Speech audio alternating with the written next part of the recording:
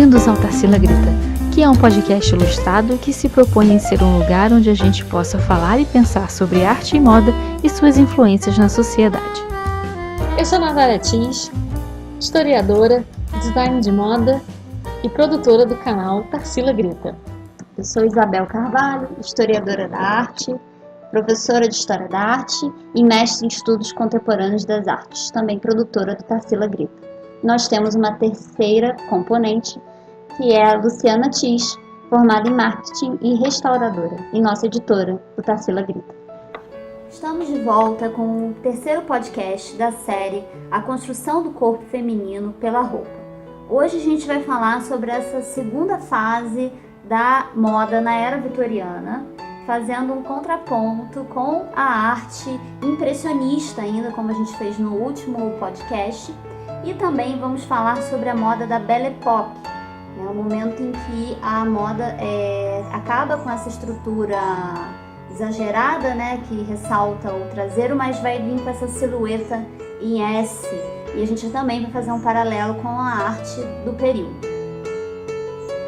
Então, aqui nessa primeira imagem a gente já pode ver a transformação da crinolina para a anquinha. Aqui a gente tem a crinolina, lá de 1850 a 1860, e aí tem uma das fotos que a gente mostrou no podcast passado. Aí vem a crinolete, que ela pode também ser chamada de crinolina elíptica, que ela já começa a dar esse foco na parte de trás, que vai de 1867 a 1872, e a anquinha, que vai ser usada mais ou menos de 1865 a 1870.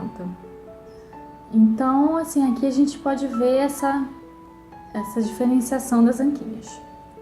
Aí a gente vai passar para uma linha do tempo, onde a gente vai começar em 1869, e a gente pode ver que o foco fica realmente na parte de trás da roupa.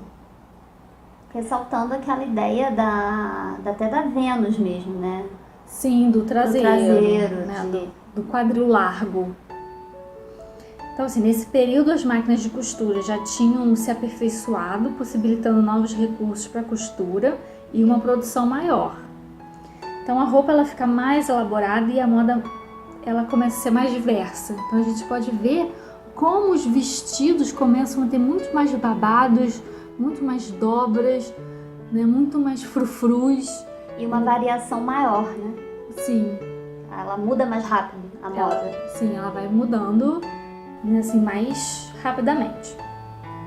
A gente vai ver também que os vestidos de dia, como os de noite, também ficam mais elaborados e mais detalhados. O espartilho ele ficou mais rígido, assentando mais essa ideia de clausura, né? Então a mulher tem ainda mais essa ideia de ficar em casa. Uma mulher continua clausurada pela roupa e pela sociedade, né? Exatamente. E a gente começa a ter a anquinha, que vai ser de vários formatos e de vários tipos e de vários materiais. Esse volume na parte de trás, isso, no bumbumzinho.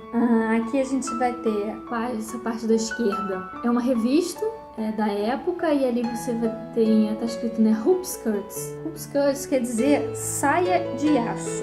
Então, assim, ela é uma crinolina evoluída, né, porque ela já é uma crinolina com saia. Já não é a gaiola. Não é mais a gaiola. Ela é parcial, né? Ela é de tecido, ela é armada, e aí ela vem em vários modelos, de acordo com o gosto do freguês. E a gente vai ver a foto, ela tá usando um que a gente pode chamar também de bustle em inglês, pra gente em português virou anquinha. E aí em inglês a gente tem a soft, que é a leve, e a hard, que é a grande, que a gente vai ver mais tarde. Aqui a gente tem uma imagem bem interessante, que é de uma revista alemã de 1874. A gente mostra a ilustração do modelo e o molde da roupa. Sabe o que é legal nisso? É ver que na moda alemã, a moda vitoriana, a moda estava diretamente influenciando ali. Né? Ver que é uma coisa global, né? É um imperialismo. Imperialismo, né? Mesmo. Ela já se expandiu. Né? E aí é bem interessante aqui, né, que você vê o molde da roupa. E com a máquina de costura, né? Sim. Devia ser muito difícil, devia ser um molde bem complicado, porque olha a quantidade de babados, e você tinha que ser uma super costureira, né? Isso requer um tempo, né? Em pensar que com a máquina de costura ficou mais fácil fazer isso. Imagina fazer à mão, né? Esses Nossa. babados. Esse vestido, ele é um vestido de jantar, que tá no Met. Aqui a gente tem um exemplo de hard bustle, essa anquinha super grande na parte de trás, que deveria ser pesada, não deveria fazer bem pra coluna. E uma coisa também muito interessante que a gente pode ver, que com certeza essa anquinha não era usada por todas as mulheres, né? É moda, a gente não pode esquecer, isso não era uma coisa que era usada por todo mundo, eram algumas só que usavam, que a gente vai ver mais tarde. E aí os níveis de soft, né, e hard, dependendo da pessoa também. Sim, como aqui a gente tem esse japonismo, essa influência do Japão na moda vitoriana, ali aquela anquinha já não é tão grande quanto a do vestido anterior, né? E o japonismo ele tá na estampa desse vestido de cima. Eu acho que até ele é um vestido exagerado, mas ele é mais simples do que o anterior. Sim. Então a gente vê também essa referência ao japonismo aí, essa simplicidade, né? Sim. Não é tão simples, mas é um vestido mais simples que o anterior, sem dúvida. Naquele filme Época da Inocência, tem muito... São pequenas coisas assim que você vê, mas tem muitas características orientais no filme. Século XIX, assim, no século XVIII a gente tem a China, influenciando bastante o Rococó, mas no século XIX a gente vê isso com mais força, por exemplo, o Oriente Médio, Marrocos, Turquia, toda essa área do Oriente, né, islâmico, e também o Japão, que a gente vai ver que é um momento importante de abertura do Japão para o mundo. A gente vai ter a influência do japonês, da arte japonesa, dos impressionistas, né, nessa pintura impressionista também. E aqui é apenas um exemplo, né, disso que a gente está falando. É enorme, né? Kimono, né? As pessoas vão usar kimono. Naquele quadro do podcast anterior, do Manet, ele tá totalmente oriental. Tá misturado ali. Ele tá meio árabe, meio japonês. E na arte, continuando fazendo aquele contraponto que a gente já tá fazendo nos podcasts anteriores, ela mantém sim uma relação com esse tipo de moda nas classe média, por exemplo, como nesse quadro da Berthe Morisot, que era esposa do irmão do Manet, do Edouard Manet, aquele mesmo que pintou O Almoço na Relva. E a gente percebe, não tem como saber se ela tá de anquinha ou não, mas parece, por conta do posicionamento dela no sofá, que ela tá um pouco inclinada, né, um pouco de lado. É um vestido muito simples, ele é mais simples do que aqueles de festa que a gente viu, contudo bem fechado até em cima, aqui até o pescoço. Mas provavelmente ela tá de anquinha, a gente não sabe. Mas aí já se trata de uma pessoa de classe média alta, né? Ela tinha condições, ela até é pintora, foi uma pintora muito importante, de uma família com dinheiro. Esse tipo de anquinha, ela já é um pouquinho menor, né? Essa que seria soft. Sim, seriam as softs anquinhas, e aqui a gente vê vários modelos, né? Não era uma coisa fechada. E eu acredito que fosse mais acessível também. Ah, devia de ter. As mais baratas, as mais caras, né? Que elas de são material menores. melhor, de material mais inferior. E aí a gente vai ver essas anquinhas, por exemplo, nesse quadro do Renoir, essa figura essa mulher do lado esquerdo que olha pra gente, dançando com um rapaz vestido branco, ela parece estar de anquinha, né? Vocês veem que tem um certo volume, né? Esse quadro do Renoir é um quadro de pessoas que não são pobres, mas também não são muito ricas. Elas frequentam ali esses lugares públicos em Paris, são jovens, de classe média. Então ela tá usando a anquinha. O Moulin de la Galette ficava na Montmartre, né? Que virou um bairro boêmio, típico de pintores. E assim, as mulheres que frequentavam esses espaços não eram mulheres que se davam pra ficar em casa, enfim, eram mulheres mais livres, né? De vanguarda, né? A gente começa a ver que esse final do século XIX já vai caminhando em oposição àquela ideia, principalmente na França, né? aquela reclusão que se dava ali na era vitoriana das mulheres, como mulher de casa, as jovens começam a sair, né, Sim, na França a gente vê esse movimento mais forte do que na Inglaterra. Que era a Inglaterra continua ainda muito puritana. Muito puritana, exatamente. E essa mulher do caibote se vestindo é um quadro incrível, que vocês veem que ela não é uma mulher rica, até porque ela tá se vestindo sozinha. Ela não tem ninguém ali auxiliando na hora de arrumar o cabelo e tudo mais. A gente não sabe também se ela usa anquinha, a gente vê que tem um certo volume ali, mas pode ser da anágua. E todo lugar que ela tá ocupando ali é um lugar simples, é um lugar mais... Então, quer dizer, a mulher, não necessariamente, toda mulher, ela tinha essa ideia de que usava espartilhos, que precisava de outras pessoas para se vestir. Isso não era uma coisa geral, isso era uma coisa de uma alta burguesia. Esse outro quadro do caibote também é que é França, a gente já tá falando de França, né? Já 1876, imagine que 1876 ainda era vitoriana, a Inglaterra, ainda muito moralista, e na França que, né, a mulher, ela tinha que, tanto na França quanto na Inglaterra, tinha que sair acompanhada, né? Sim. Se fosse de uma classe social mais alta, ou até mais classe média, né? Ela tinha que sair acompanhada. E aí a gente vê que essa mulher com a roupa, né, como a Natália falou, com a invenção da máquina de costura permitiu esse exagero nas roupas, né, de babados e elementos muito mais detalhado. Muito mais detalhado. Provavelmente ela tá usando uma anquinha, a gente não tá vendo a parte de trás, mas parece que ela se projeta pra frente, o corpo, né? E aqui o Degas, que a gente vê outra situação. Vocês veem que é um pouco depois, em 1884, né? Mas é um momento, ainda se tinha o uso da anquinha. A gente, em 1880, acaba a anquinha, né? Mas ainda se tinha um volume na parte de trás, né? Começa uma transição, assim, né? Pessoas já usam, pessoas não usam. Ainda fica nessa, né? E aí as pessoas, aqui no caso as lavadeiras, elas não tinham como usar essas roupas. O máximo que usavam era anágua, justamente pela questão do frio, né? De ter essa proteção. E aqui a gente já caminha justamente, né, pro final da era vitoriana, e a gente vê realmente uma diversidade, né, bem grande, né, de roupas, né? O foco vai mudando ali, da linha de cima, o foco tá no traseiro, no bumbum, e já na linha de baixo o foco já passa para as mangas. Novamente. As mangas, pernas de carneiro, como bem mostra ali aquela mocinha de 1896. Então, assim, é muito rápido, né? Você vê que de uma década para outra, você acaba com um negócio e vira outro. É muito rápido.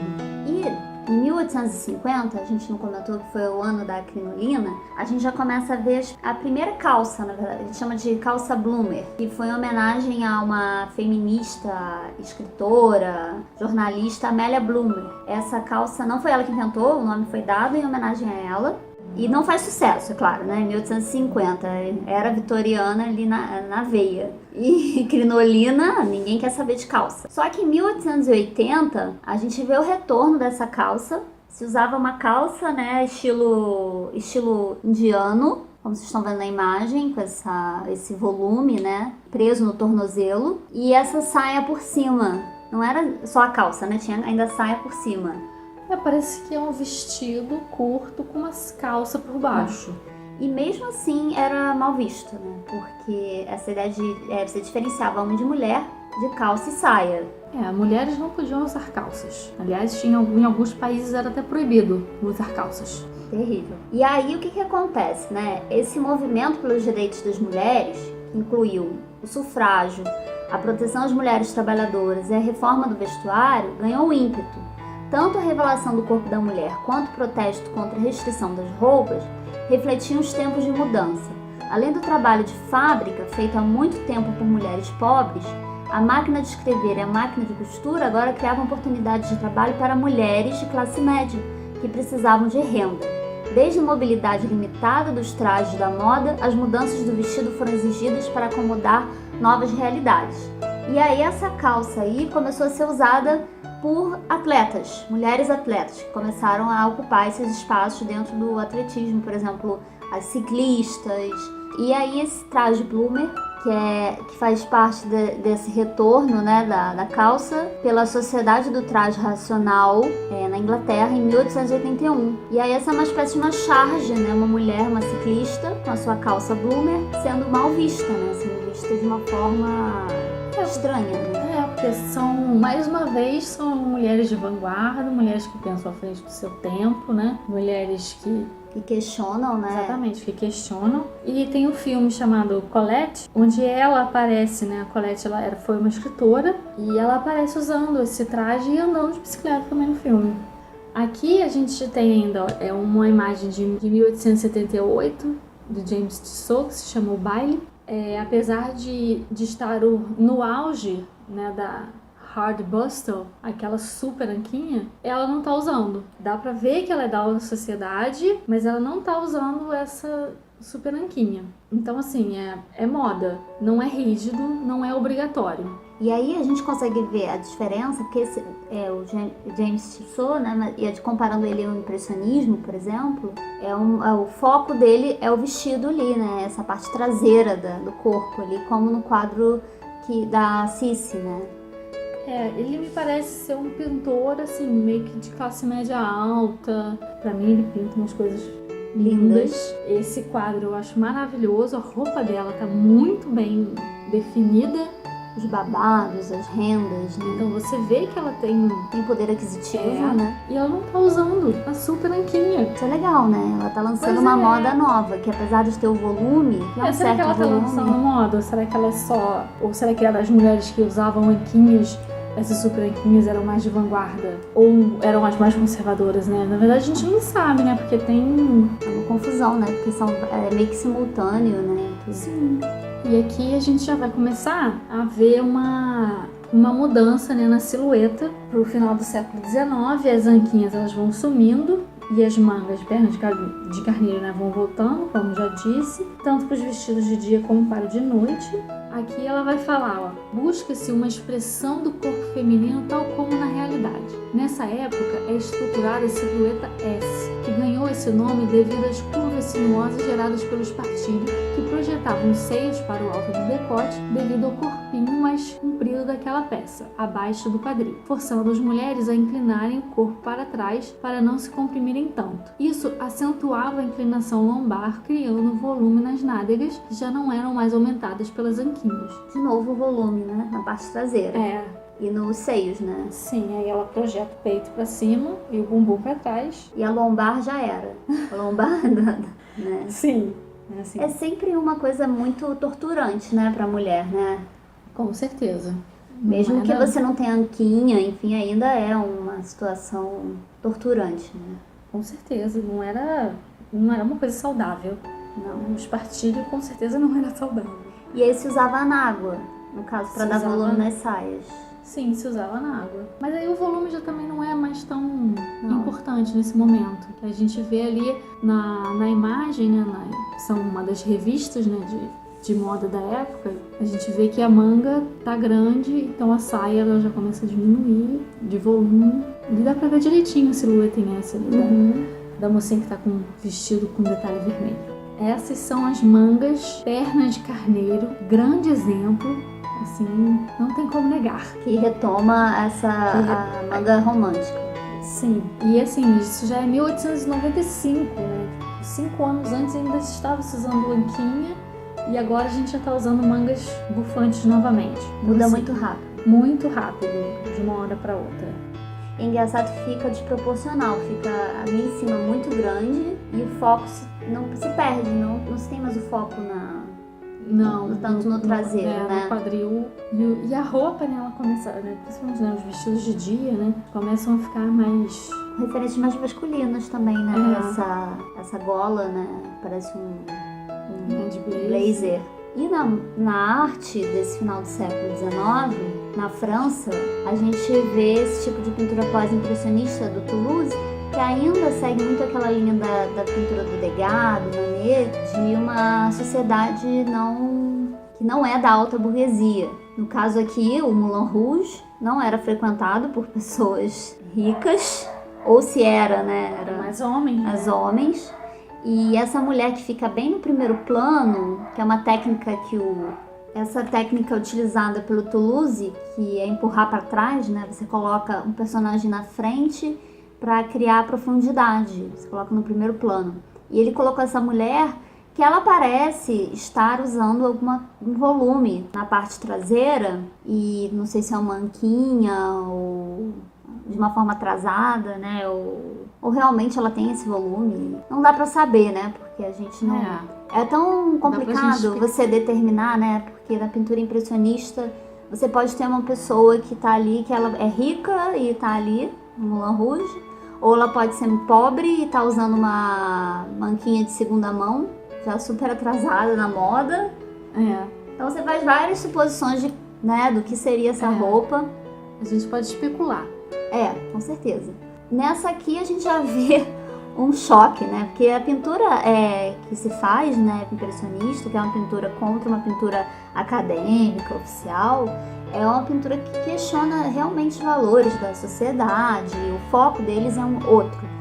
Então, por exemplo, Toulouse pinta as prostitutas que ele conhecia, que eram amigas dele, ele realmente frequentava o prostíbulo, e elas usam roupas como se fossem as roupas de baixo, a chamise, né? Elas estão como se estivessem com chamise, com por exemplo, uma camisola, né? Um ombro, aquela lá do fundo, lá atrás, roupa preta, ela tá com uma das mangas caídas.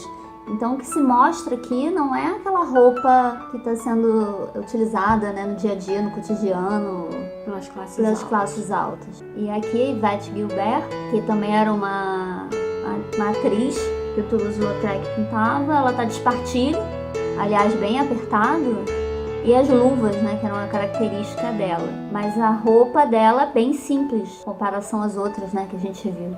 Aí aqui a gente já tem uma foto bem provável de 1900, em que a gente vê uma roupinha que já está se passando para a era eduardiana, né? Ela já está saindo da era vitoriana e entrando num momento eduardiano, que acaba justamente com a morte da rainha Vitória e a coroação de seu filho, Eduardo. Que será o tema do nosso próximo podcast, da continuação da série. A gente pretende fazer mais alguns episódios sobre essa construção do corpo feminino e a partir da era eduardiana, né?